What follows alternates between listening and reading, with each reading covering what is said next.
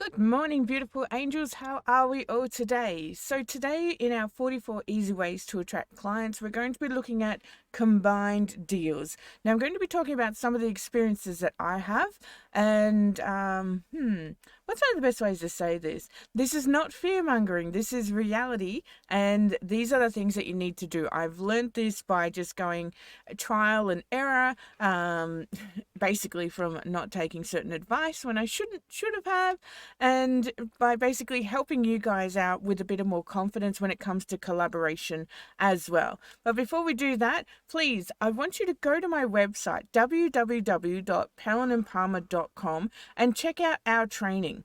Let's flip on over to the webpage. So here I am. Go to www.pellinandpalmer.com. And then go to training and freebies and click on events. Inside of events, you're going to find all of the links to our training that is live on Zoom or in person in November. We've had to change things up all due to COVID, but you know, everybody's in the same boat. So if you want to do the Heal the Inner Child certification, it's only $49 and it is 1 day of training. It is fully accredited by the CTAA. Our gut-directed hypnosis certification is accredited by the CTAA and the AHA and the IICT and all of these other places. So if you're looking to fill those points, please by all means jump onto the gut-directed hypnosis certification. It is 2 days of training. It is $697. Now, if you need a pay plan, reach out to me, because the earlier you get your pay plan started, the more you can pay, it can make it cheaper per week. We work with you. As long as it's paid off by the time you do the training, we're all good. And we don't charge any extra for that. So if you want to do it online via Zoom, the next lot of dates are May 14th and 15th, or check us out in Melbourne on November 15th and 16th.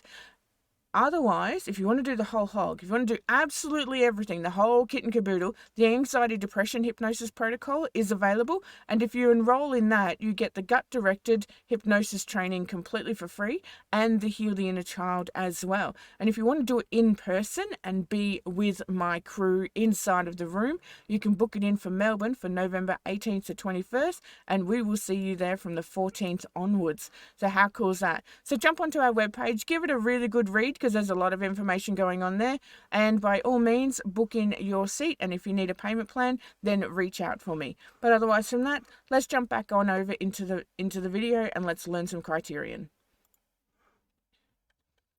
Okay, so remember, when it comes to attracting clients and all of these videos that I'm showing you, you don't have to do them all. These are just ideas that I have dabbled with, that I know that are effective, and some of them have been extremely effective for my students, and others we've kind of gone, you know what, that didn't really work for me. That's okay. It's all about experimenting and growth. So when you're creating a combination deal or you're collaborating with another professional, ensure that you're both willing to uphold the offer in the entirety. So I agreed to a deal just recently with another hypnotherapist, and I've read the contract. I'm a real stickler when it comes to contracts. I've read the contract, and they just keep fucking emailing me every single day. Have you done this? Have you done this? Have you done this? Have you done this?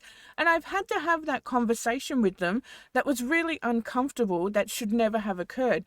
And I said to him, I said, look, I understand the contract. I've highlighted it here, and here.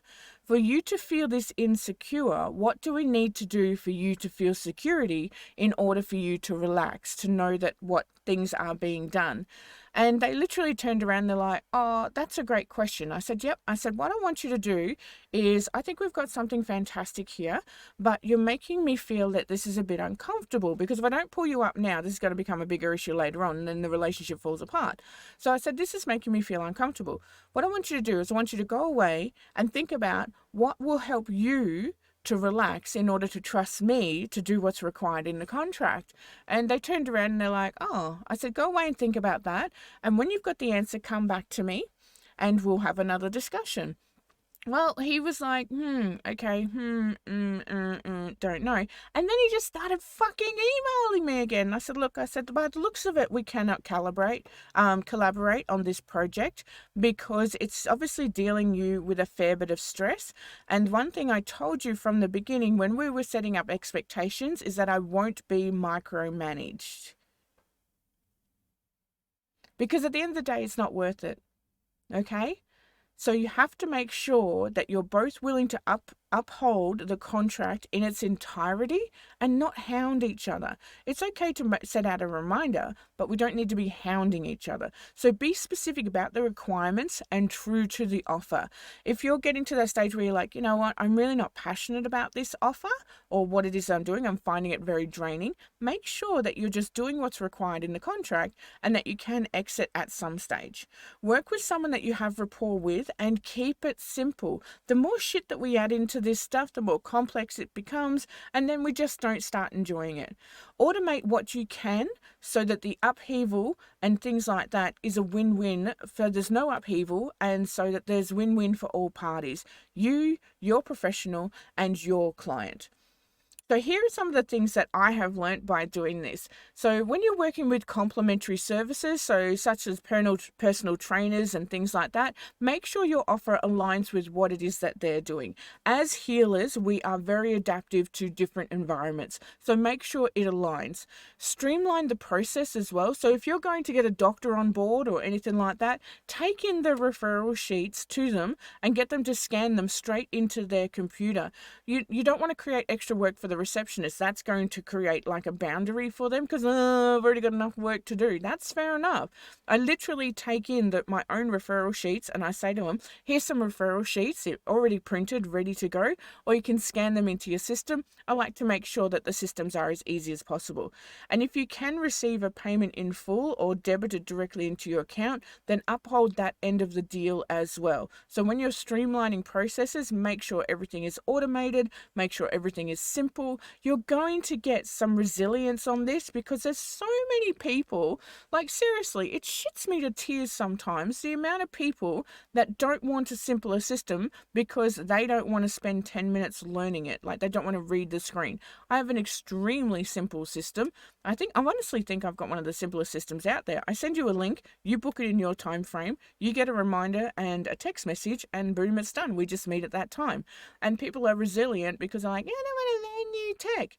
Get over it. These are my systems. I even went to collaborate with a really big hypnotherapist in Sydney, and then when they were like, nah, it's got to be done this way and this way and this way, and I said to him, I said, look, I said, we have some improvements to this to make it really streamlined and easy for both of us. Are you open to that suggestion? And then they went, no, it's just done this way, this way, this way. And I'm like, well, there's extra steps that are really not required. Let me give you an example. And I gave them an example, and they're like, oh wow, that is easier, but no, we're going to do it our way. And I said, well, that's fine. I said, by the sounds of it, we cannot collaborate because there's no negotiation for movement here, but thank you anyway. And off I went. It ended up that I did dodge a bullet because I had heard of other therapists working with them, and then they've exited as well. But at the same time, there's got to be room for negotiation for both parties. Also, when you're working in collaborations, have a contract that expires and be specific. So, for example, you're going to do this event at this time and it will expire on the 22nd of May or whatever. Make sure you'll be really specific, because when it comes to the confusion of contracts, especially open-ended contracts, you could be sucked in for a lot of stuff. One thing with contracts as well, when you're in collaboration, so I did a big hypnosis conference a couple of years ago, and there was no information about what they were going to do with my content after the conference. And I'm like, hang on a second, this is my content, it belongs to me. Now, if you want to use it to sell it, I've got no issues with that, but you have to put it in the contract. You have to be really transparent about what it is that you want to do. And if I choose not to read that contract, well, that's my own damn fault. It's as simple as that. When you're doing your contract, keep the deal simple and keep it really clean. Okay, so for example, the client signs up for a personal training for 10 sessions, which includes 3 sessions with you, and you receive X dollars for the 3 sessions paid directly into your account, and you are responsible for your own taxes and insurance. So you have to make sure that there is absolute clarity. I have lost count of the amount of times I have seen people get into collaborations or contracts with other people, and they don't know who's paying the tax, they don't know what's happening to content, they don't really know what it is that they're gaining with this and what their responsibility is in order to gain that. One thing that does grind my my gears is when somebody sends you an affiliate link. So I've got no issues with doing affiliation because I affiliate things that I honestly believe in. But one thing I won't tolerate is when an affiliate turns around and they said you'll get 10% commission and you're required to post on social media 8 times a week. Well, when I work out posting on social media 8 times a week to the maybe 10% commission, seriously, stick that up your ass, mate, because the time versus money thing really has no value in it for me. So it's not going to make me passionate about what it is that we're supposed to be affiliating with. So make sure that when it comes to all of that stuff, you have all of the specifics written down. What happens to the content, what is required if there's any grievances. So if you have a client that's got a grievance or they exit the contract, you got to make sure it's all rock solid. And also make sure you're promoting each other. It's not about who's doing more work or who's doing less work. It's literally about somebody going, you know what, I'm really passionate about this. I'm going to promote this to my contract plus more. Kudos to them. They're allowed to do that. Don't take any offense if somebody turns around and goes, well, it only said 3 times in the contract, so I only did it 3 times. They lived up to the contract. If you have an expectation that people will exceed your expectations, then you're turning around and going, well, what is the expectation then?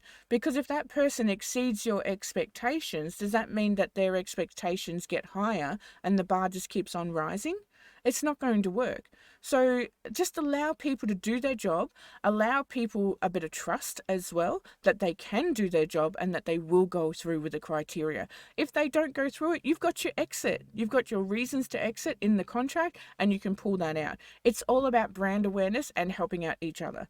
Be honest with your deal. If the deal isn't working, then exit out with kindness. So just exit the contract. You know, there's always going to be like that uncomfortable conversation or that bit of resentment or something like that. It's always going to happen. But at the end of the day, I remember having this conversation with one of my girlfriends once, and we were sitting in the pub, and she came up to me and she slammed a set of books in front of me, and she's like, guess who's the fucking president of the association now? And I turned to her and I said, well, I'm assuming it's you, but what happened to Joe? And she goes, Joe quit. And I'm like, good on Joe. I said, Joe was having struggles. She was struggling with her daughter because she's suicidal and she needed to help her daughter with her mental health.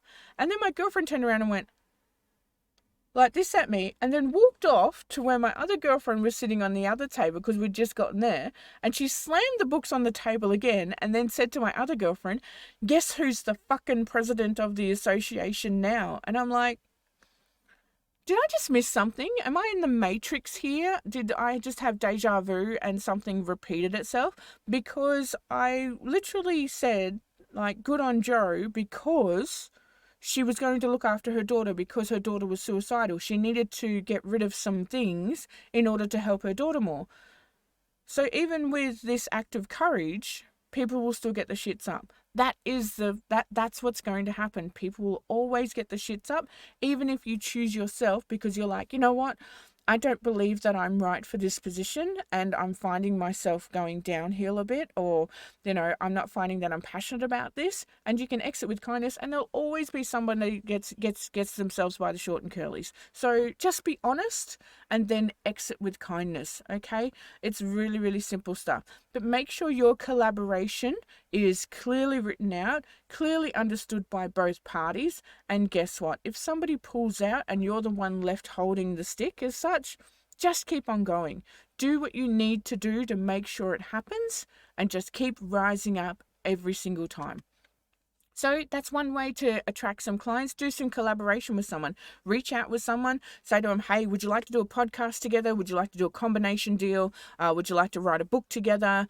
Do you want to do a summit or a conference together? And make sure that you're very transparent. One thing I set up when I do expectations at the start is I literally will say to someone, look, this is my expectations. My number one gripe is I won't be micromanaged. If you feel a need to message me to check in on if I'm promoting your product, then seriously, that's an exit strategy for me because I know what I need to do and I don't need you reminding me every single day.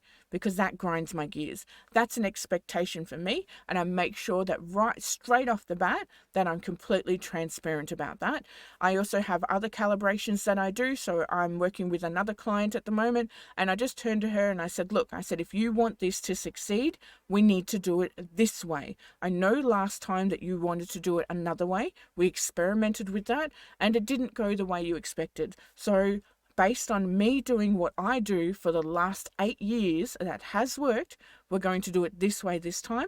And if you have any grievances with that, we will come back, we'll have a Zoom session, we'll talk it out, and then we'll level up to the next situation. And honestly, I haven't lost any collaborations myself, but I have exited them. And because you've got to be transparent, you've got to be real, and you've got to be exactly what you want to be when it comes to your standards and what it is that you're going to contribute. All right, lovelies, go and have an amazing day, and I will catch you in the future. Bye-bye.